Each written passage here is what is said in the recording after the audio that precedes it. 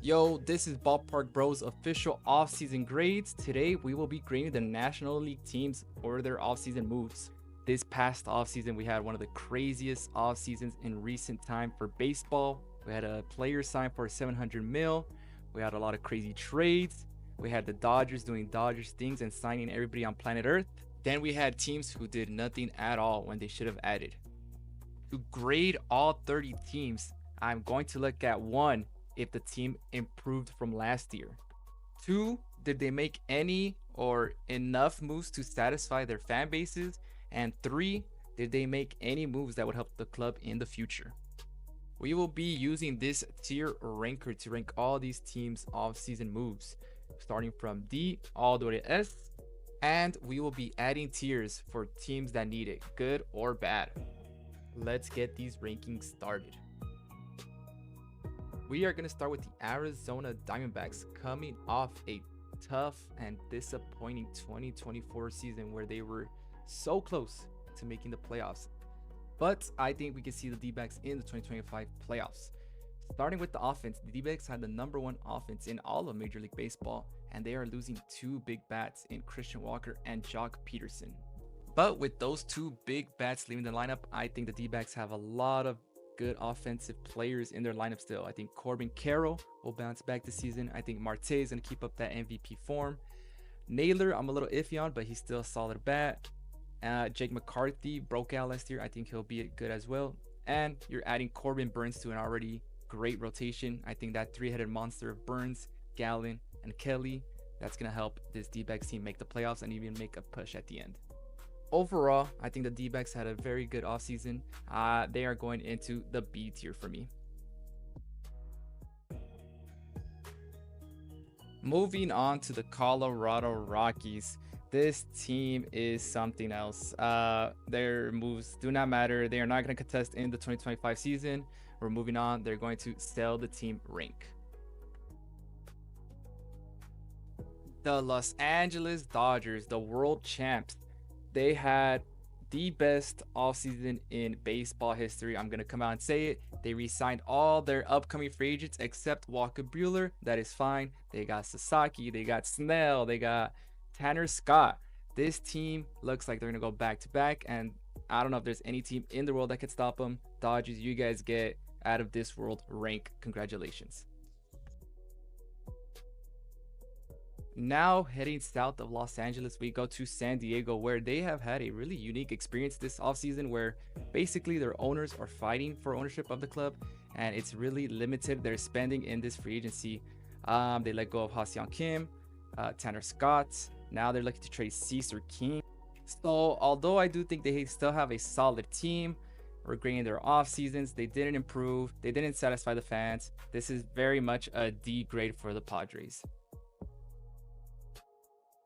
Wrapping up the NL West, we head to San Francisco, where the Giants had a pretty average offseason. They let go of the Cy Young candidate Blake Snell.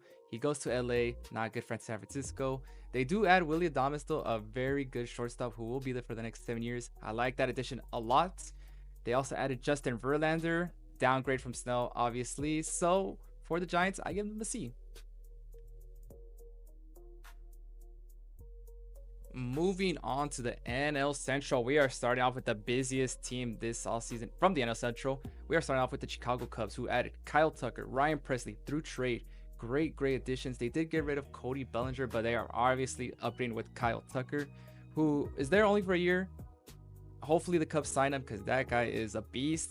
But as a whole, Cubs added, they improved, they satisfied the fan base. They are getting an A grade from me. Good job, Cubs.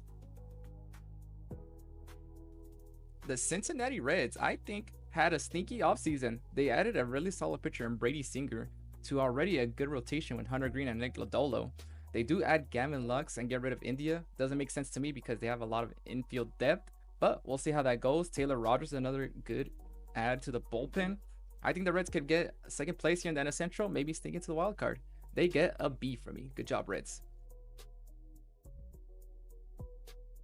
The Milwaukee Brewers are next. And the Brewers are just so confusing to me because they are so good year in and year out. But look at the departures. They lost Williams. They lost Adames. Two all-star caliber players. And they added a Nestor Cortez. Shout out to that grand slam, by the way, Freddie Freeman. I don't know what's going on with the Brewers. Are they going to be good this year? I mean, they still have some talent, yes, but they didn't really improve their team. I don't think they satisfied their fan bases. Brewers, I'm going to put you at C because I feel like you guys have something in the works, but not a good offseason in my eyes. Moving on over to Pittsburgh, we are dealing with the Pirates now, and I do want to preface this that I do like their young core. They have Skeens, they have Jared Jones. I do like that they added Spencer Horwitz as well, but besides that, I have no idea what the Pirates are doing. They're not supplementing their future. I feel like they've been in rebuild mode for about 8 years now. As a matter of fact, the last time the Pirates have signed someone to a multi-year deal on free agency was 2016 to Ivan Nova. That is quite insane. I was thinking of putting the Pirates at sell the team rank, but I do, like I said, like their core. I know they have a lot of pitchers soon to be up. So for now, I'll put them at D tier.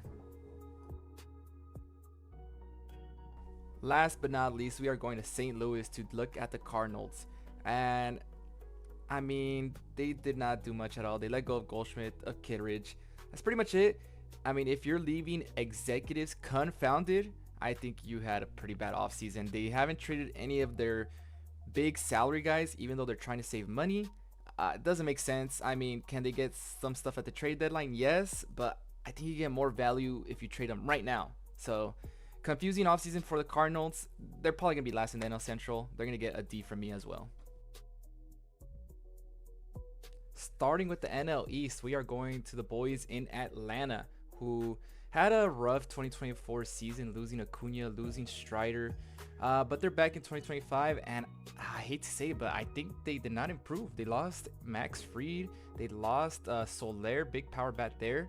I do like their ads that they added, Brian De La Cruz and Profar. They need outfield depth, especially with Acuna. I think he's not going to be back right away, which you don't want to rush him into getting back into the lineup. So, I mean, mid-tier, I would say, for the Braves. I'm putting them at C. All right, we are now going down to Miami, where we're going to talk about the Marlins. And to me, I feel like this is such a disappointing team. They've had such a good rotation for so long with Sandy, Pablo Lopez. They had Luzardo. Now Luzardo's gone. Lopez is gone. They traded Berger as well this offseason. So I feel like this team had so much potential to have a good team for the next couple of years. And now they're back to being where the Rockies and the White Sox are. So they're in a tough division. They're not going to do much this year. They traded what they need to trade. So, I mean, you can't fault them at that. Let's go ahead and give them a C. Going to New York, we are going to talk about the Mets, who were the talk of the offseason. Man, they were up there with the Dodgers with one of the greatest off seasons of all time. They added the main prize, Juan Soto, to a $765 million deal. Jesus Christ, I don't know what he's gonna do with that money. Who cares? He's on the Mets. They got their boy Pete Alonso back. They got Sean Manaea back. I mean, insane offseason. Steve Cohen just showed what a billionaire does.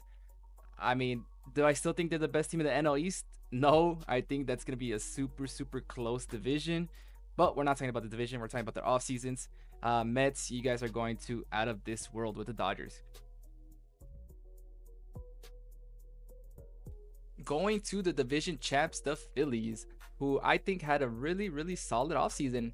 They needed to add what they needed to add in Luzardo, another good starter, and Max Kepler, an outfielder that they really needed, especially a good fielding outfielder. So yeah, the only thing that I would say is that they did lose out on Hoffman. That's fine. They got Romano from the Blue Jays. I hope he has a pretty good season, which I think he could. But overall, yeah, Phillies improved for sure. Not the best offseason, but they did improve. So I will give them a B.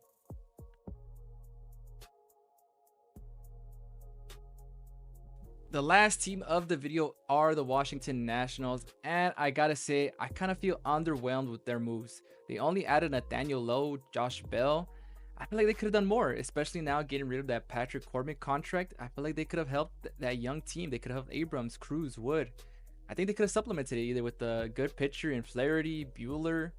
They could have helped that young core, but since they are in a tough division, these guys are still really young and they still have them for a lot of years. I can see why they didn't make those moves. So Nationals, yes, you did improve a little bit. So I will give you guys a C. Well, there we have it. These are all 15 teams ranked from Ballpark Bro. I think it was, like I said, a crazy offseason, very fun. Super excited for the MLB season. Spring training is starting to get underway. So part 2 will be the AL, and we'll get to that soon. Other than that, thank you guys for watching. I really appreciate it. If I missed any information on these 15 teams and their offseason moves, please put it down in the comments. Thank you again. I'll see you guys in part 2. Ballpark Bro out.